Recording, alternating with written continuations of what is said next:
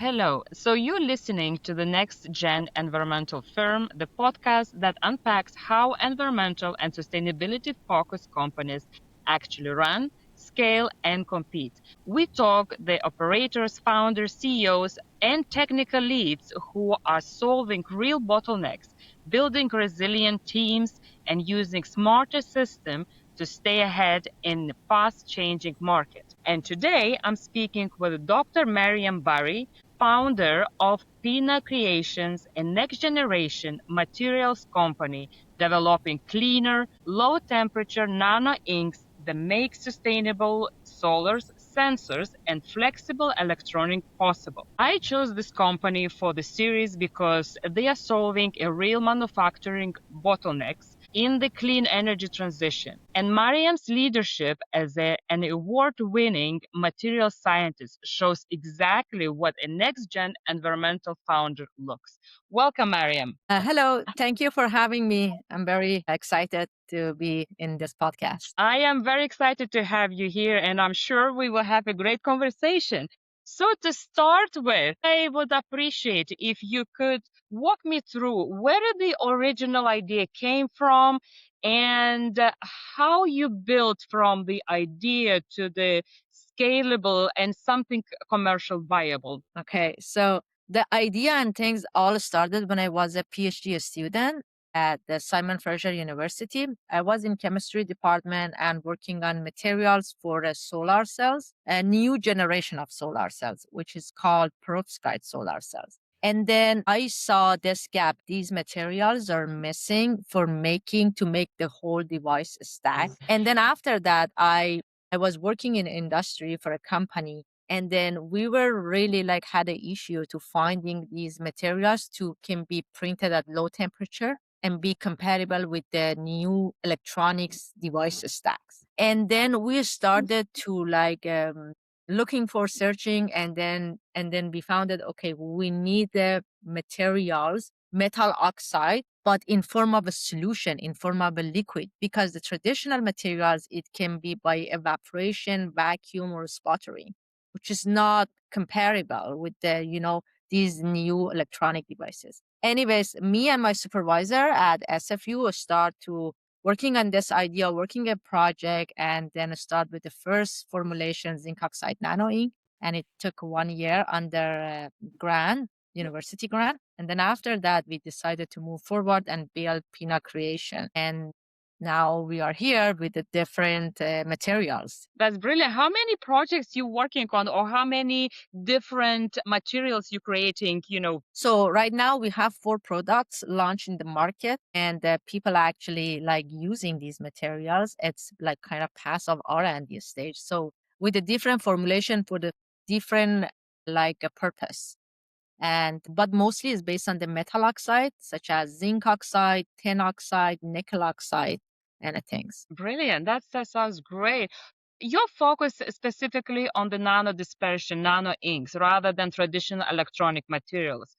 What Yeah. makes these materials fundamentally different? So it's completely different because these traditional methods or materials available, it's not comparable with this new generation of electronics, because those are like they evaporated the metals and then they deposit as a tin film. So it needed the vacuum, complicated processing, high energy new consumption, and also high temperature to make it crystallize and Right. make it that thin film. What we did, we made these metal oxide in form of nanoparticles, very tiny, like below 10 nanometer. And we disperse in a solvent, in some liquid. So because they are already like metal oxide nanoparticles, the only things we just need to coat it and evaporated solvent.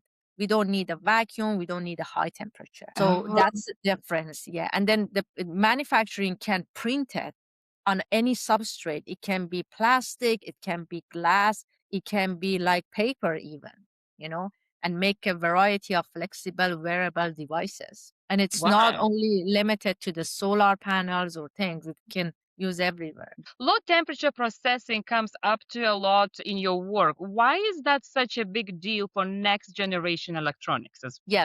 The first thing is about the materials they need a low temperature to be comparable.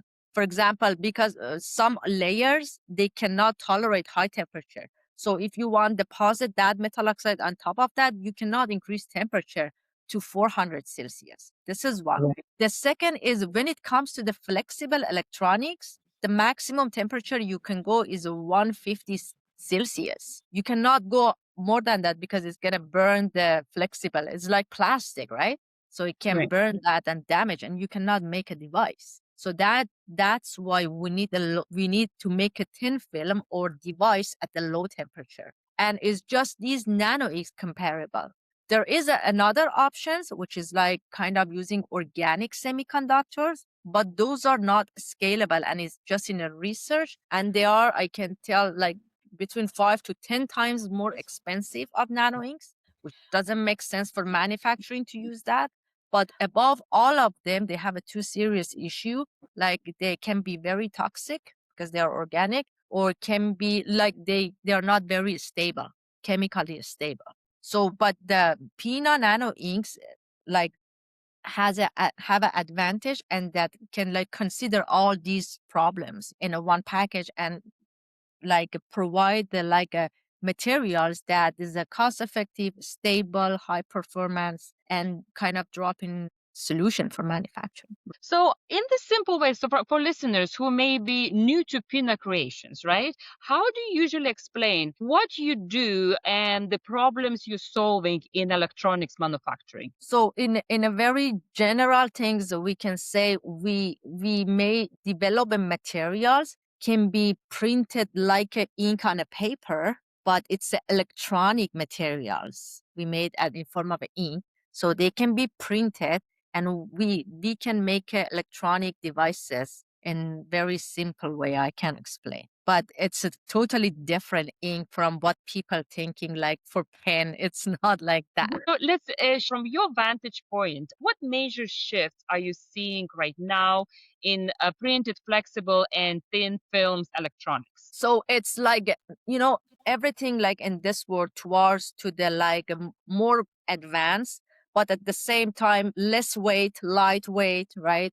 And then green manufacturing, low carbon footprint, and Right. also like more flexible, because flexibility can add like has a lot of advantage compared to the like very rigid glass-based electronics that we already have. And then so it's projected printed electronics market is growing to the $100 billion by 2032, which is huge. And right now it's been like from like last 5 years, many companies, startups start on a different aspect of the printed electronics. It can be material suppliers, like device fabrication and things, but still there are some missing materials need to be added to this puzzle, to and they can have it. But there was a lot of like grow and progress has been made in this field.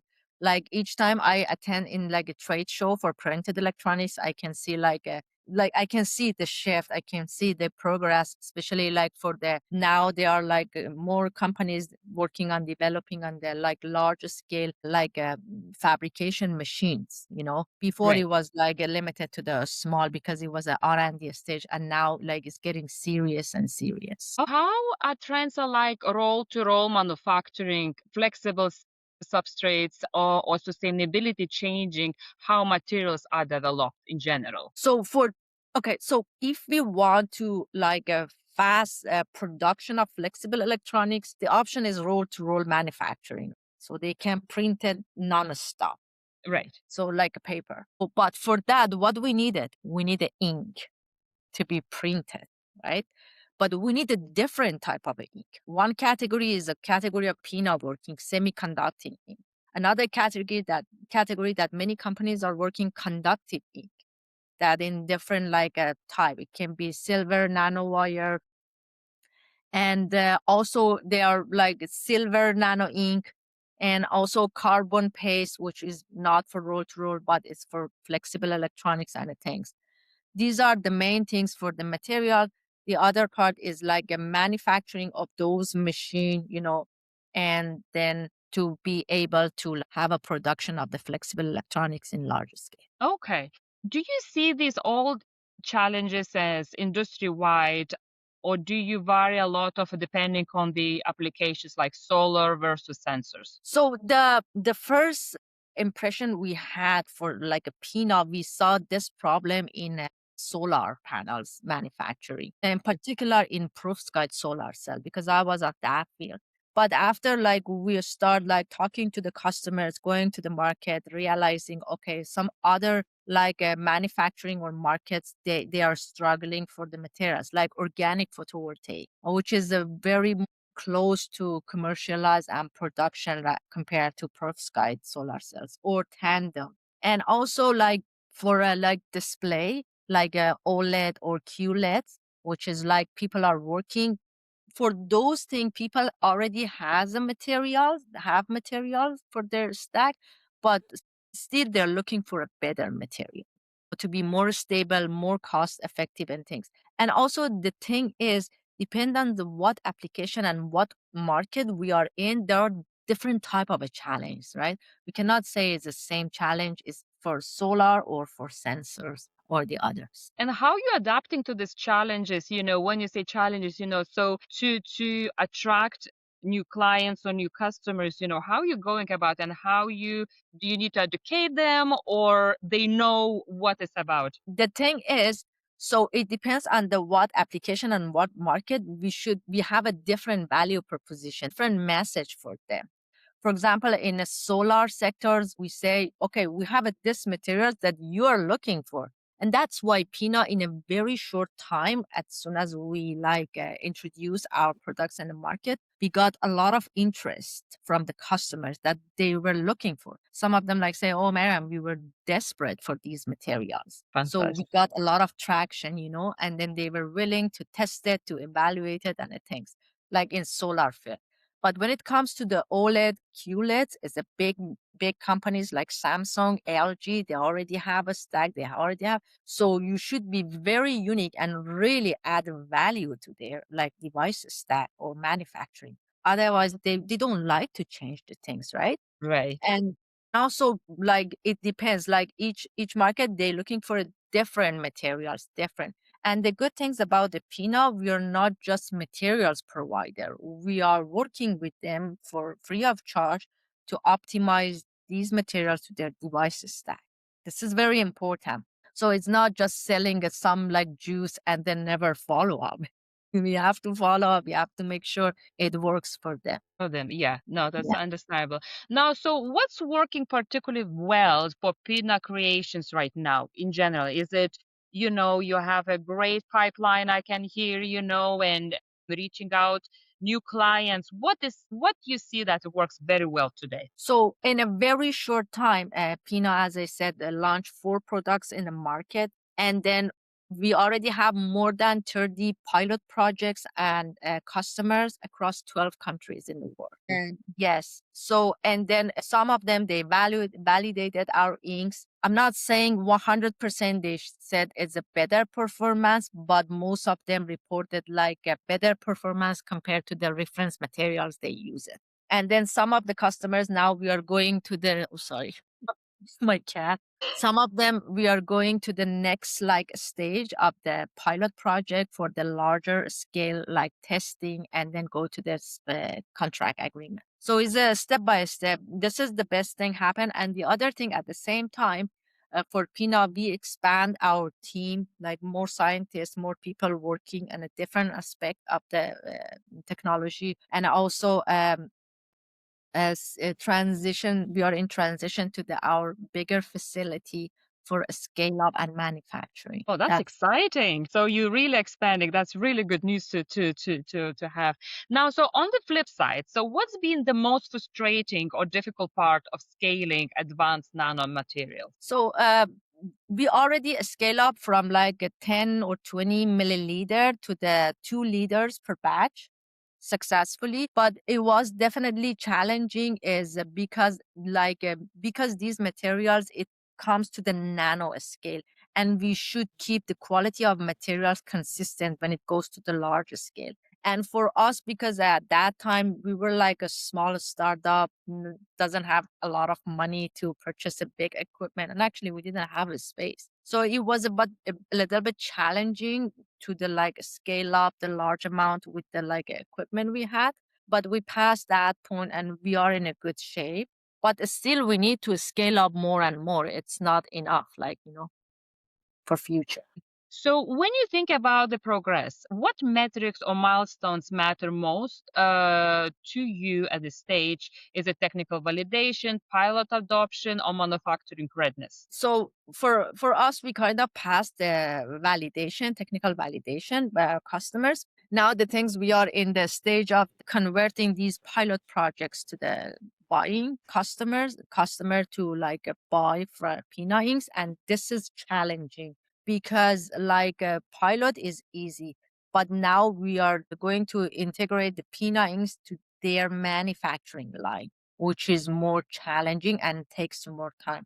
And if it's be successful, which will, so it's going to be big milestone and would be make it easier for further, growing for Pina. Oh, The challenge I see. okay. Which applications are showing the most traction today? Is it solar cells, sensors, printed electronics, and why? Solar cells is most because people are more in need for these materials because Right. they needed these materials to make their device stack working. So that's why. And then they are more willing to integrate in their device stack because it's in pre-commercialized stage, not fully commercialized. Like as I said, like for example, for OLED is a different story because it's already in the market. They have a production. Right. So, but for the perovskite and the organic solar cells in general, solar cells we had a better traction. That's right. Which one would you like to see growing more? Which applications? So for us, now we are exploring, and for us, we are just a platform for the providing materials. For us, it doesn't matter. We can be in any sectors and provide materials, right? So it's not like something we have and say, okay, this one or this one. And recently, we have a like our material is being testing in for a smart window, electrochromic window, which is another application for that. Oh, What I see for the future is that the biggest market is the flexible or in general display like OLED. If we can enter, we can secure a large like a volume of the ink cells, and after that solar cells and sensors. But the thing is, the more we discover about the market and the needs for manufacturing, we try to align our research or R&D towards to that to satisfy the market. Now we are working on the developing conductive nano ink, which can produce transparent conductive thin film. And this one, it's not limited to a specific application. It can be for any applications because they need a transparent electrode. Like so now the project Pina has is like a little bit shift from semiconducting to conductive nano ink that we are working now. okay. Okay, so without the sharing any confidential information, can you walk us through how a customer or partner typically uses Pina nano inks in the real device stack? So as for example, in a solar cell, as a simple example, so solar cell is made of the different layers, like bottom electrode, the electron ETL we call the active layer, HTL, and top electrode. So Pina can provide two materials for two layers, ETL and HTL. And then we provide as a like a pilot sample or small samples. So customers are testing in their device, making their device with our ink, and then evaluated the performance, stability of the like a device, and then report to us how it works. And then if it works, so they go to the like next step. Or some of them is just research center. They just evaluated our inks to see it works or not. You touched a little bit about that you are scaling. So a lot of material perform well in the lab, but struggled in manufacturing. And how has Pina Creations approached scalability from day one? So for me, because I was the first one to start that thing, I kind of had always this kind of a mindset. if you can the best materials in the world, but it's not scalable or too expensive, in my opinion, doesn't really worth it in like, in the market. Right. Probably for research, yes, but not really. So my mindset always is like to create something which is cost effective, like at the same time showing a performance and be stable and durable. And but from the scalability, from the day first, we haven't actually thought about that. We said, okay, let's first meet these three because it's the main thing. But the thing is, the approach we started and I made the base was simple, not very complicated. Because when you had this mindset of the cost effective, it's automatically that means the manufacturing and production should be simple, not very complicated. So when it's not very complicated, so that means scale up is more easier. Right. No, that I think that's you just mentioned a key component about the idea is great, but when it comes to scalability, the material costs, Mhm. all of that is really matter, and sometimes might be commercially not viable to produce. Yes, that's for sure. What are the biggest technical or operational challenges when scaling nano dispersions, and how has your team tackled them? For the scale up, as I said, it's like just about the when you want to use that SOP for 10 mil and then make it a 1 liter or 1000 mil, so 100 times bigger, definitely it's not applicable and you have to make some change. And it's all about how much you have a knowledge about the base of that technology. If Right. you know that, it would be easier. And because we designed these materials from scratch, it was not like take this part from this and then mix it. No, we didn't do that. We made it from scratch. So that's why it was not, to be honest, very challenging for us to make it like scale up like and make it 100 times larger. But definitely there are some challenge and still we are working on it, and about the batch to batch reproducibility.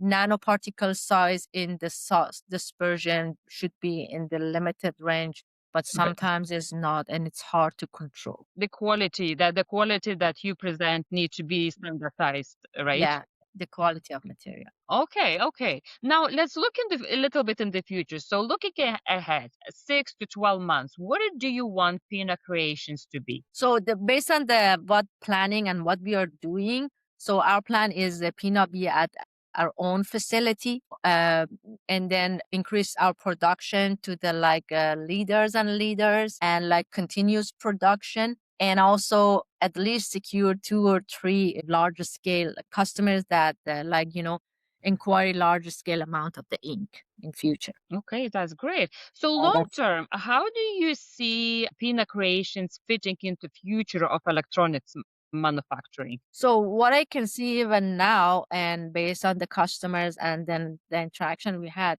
Pina Creation is going to be one of the main leader for the providing these advanced materials for the solar cells, the display and sensors, in particular for ETL, HTL materials in the market. Excellent, excellent. So, and if you could solve one major challenge, technical, commercial, or industry-wide, what would make the biggest impact right now? So, if you could remove one barrier that you have to expand your business, your technology, removal of one barrier, what that would be? So if one, the main barrier can have a big impact in long term for Pina is just as I said, transition from the pilot project with one of our customers to the manufacturing line, and then prove, okay, this company, this manufacturing using nano inks for their production, for the current production. So that would be a